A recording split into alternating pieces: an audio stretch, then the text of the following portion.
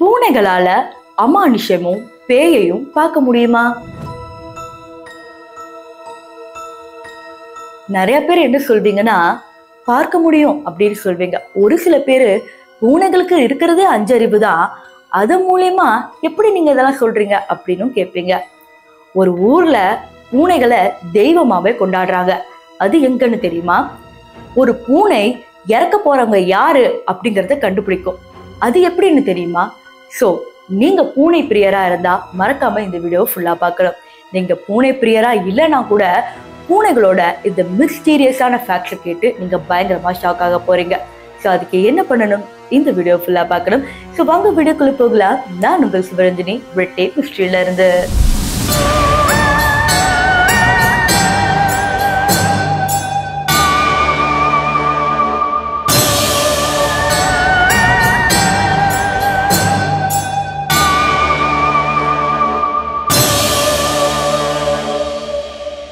பல வீடுகளில் ரொம்ப செல்ல பிராணியா இப்ப வளர்த்துக்கிட்டு இருக்காங்க.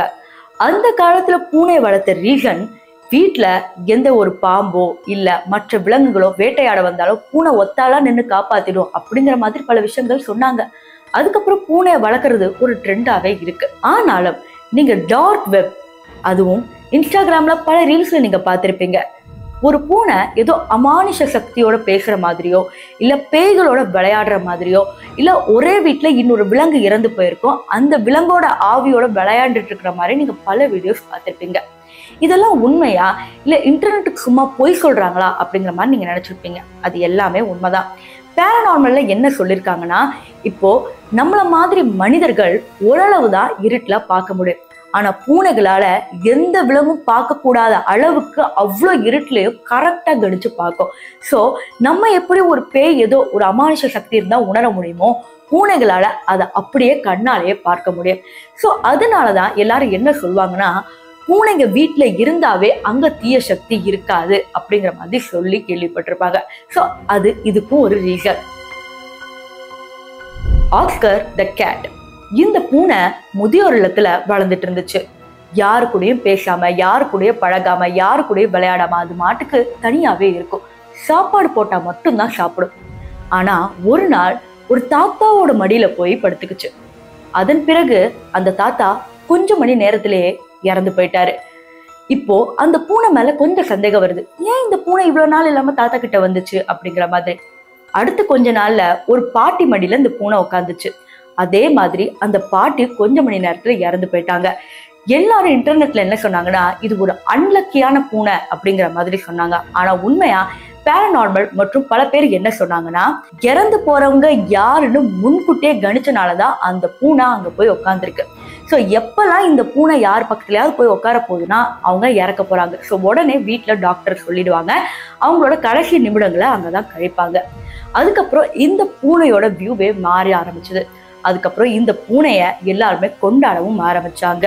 பூனைய கொன்னா ஒரு ஊர்ல உங்களுக்கு மரண தண்டனை கொடுப்பாங்க அப்படின்னு சொன்னா உங்களால நம்ப முடியுமா? நம்பிதான் ஆகணும்.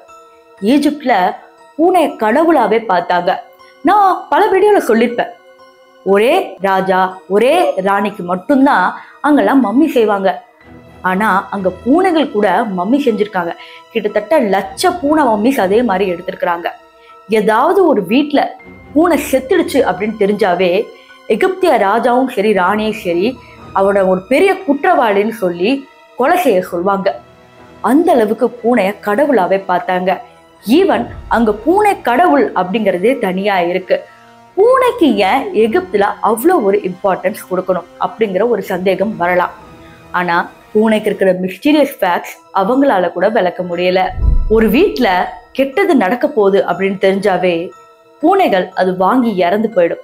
வீட்டுல என்ன கெட்ட விஷயம் நிகழ போகுதுனாலும் செல்ல பிராணிகள் அது வாங்கிட்டு இறந்து போயிடும் அப்படிங்கிற மாதிரி பல செய்திகளை நீங்க கேள்விப்பட்டிருப்பீங்க. இதெல்லாம் உண்மையா கேட்டா அது யாராலையும் உறுதிப்படுத்த முடியல. ஆனா பல புத்தகங்களில பூனைகளை ஏஞ்சல்ஸா பாக்குறாங்க. எந்த வீட்டுலலாம் பூனைகள் இருக்கோ அந்த வீட்டுலலாம் ஏஞ்சல்ஸ் இருக்காங்க அப்படிங்கிற மாதிரி எழுதியிருக்காங்க. இது என்ன பயங்கர மிஸ்டீரியஸா இருக்கு. ஒரு வளர்க்குற பூனைய ஏஞ்சல் அளவுக்கு கம்பேர் பண்றாங்களே அப்படின்னு கேட்டா அப்படியும் எழுதியிருக்காங்க இல்லையா?